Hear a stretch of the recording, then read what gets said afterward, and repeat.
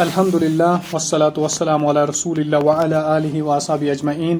اعوذ باللہ من الشیطان الرجیم. بسم اللہ الرحمن الرحیم.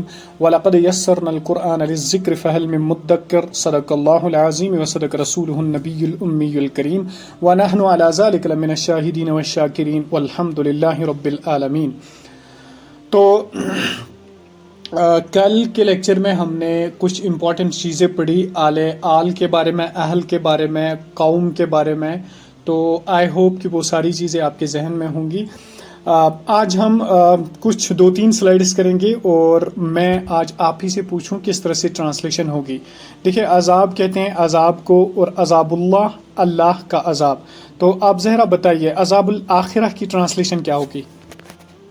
آخرت کا عذاب، عذاب النار، نار کا عذاب، عذاب جحیم، دوزخ کا عذاب، عذاب جہنم، جہنم کا عذاب، عذاب خزیون، رسوائی کا عذاب، عذاب سموم.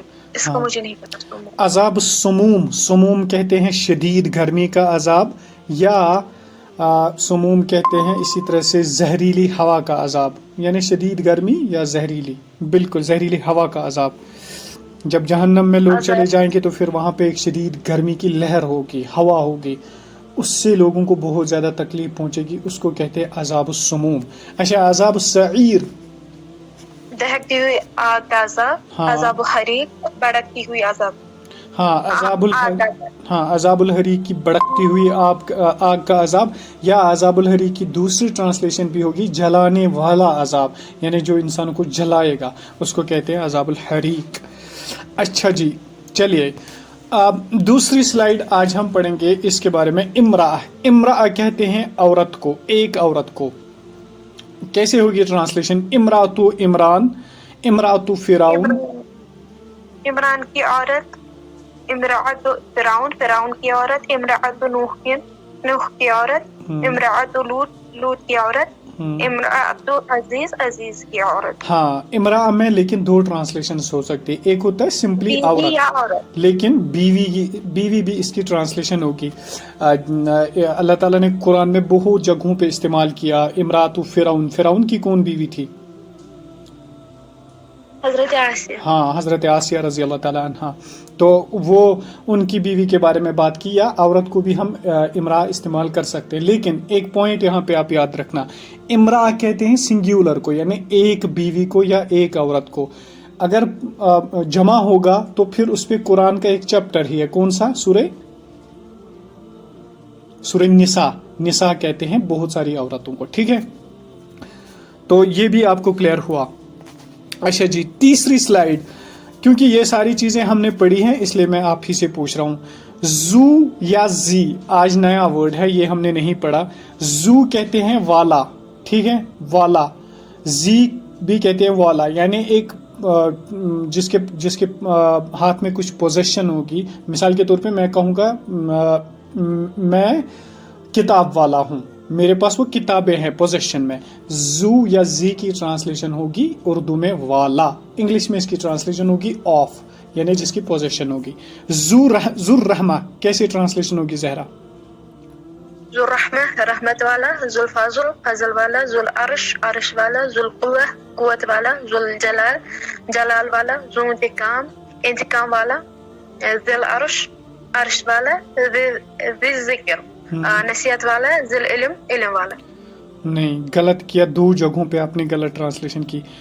ذو انتقام، کوئی انتقام والا. بالکل، اب آئی آپ کو عقل. ذو انتقام، کوئی یا ایک انتقام لینے والا. کیونکہ الف لام اس میں داخل نہیں ہوا یہ رول، تو آپ کو ٹپ آف دی ٹنگ ہونا چاہیے.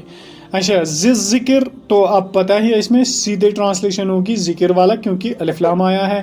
ذی علم، ذی علم کہتے ہیں کوئی علم والا، ایک علم والا یا علم والا ہے. اس طرح اس کی ٹرانسلیشن ہوگی. ابھی اس لیے میں نے پوچھا.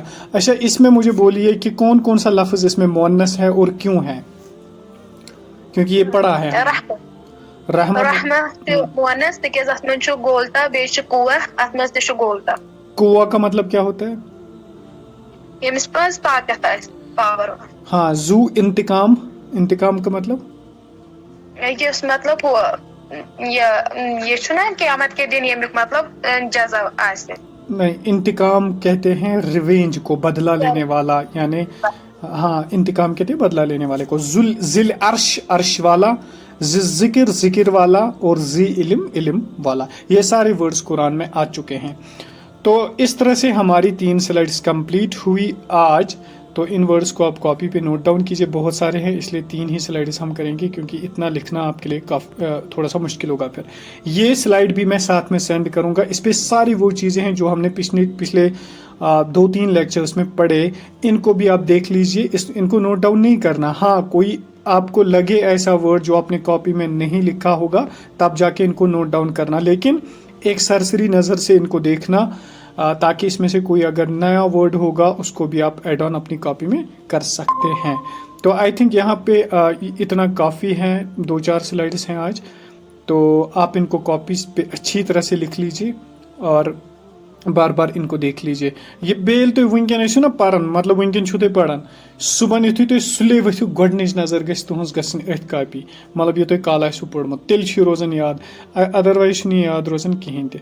यम साथ तुम पे सुबह दोहस टाइम मिलन, कुन साथ सुले अगर आप मतलब सवेरे उठते हो ज़्यादा अच्छी तरह 5 बजे तकरीबन या 6 बजे इसके आसपास, तो उस वक्त पहले इसी को देखा करें, फिर ही जाके आपको ये सारी चीज़ें याद रहेंगी, वरना मुश्किल होता है। और साथ ही साथ हम रिवाइज भी करेंगे इंशाल्लाह। मैंने आपको पिछले तकरीबन 25 या 30 लेक्चर्स तक मैंने आपको रिवाइज करवाया।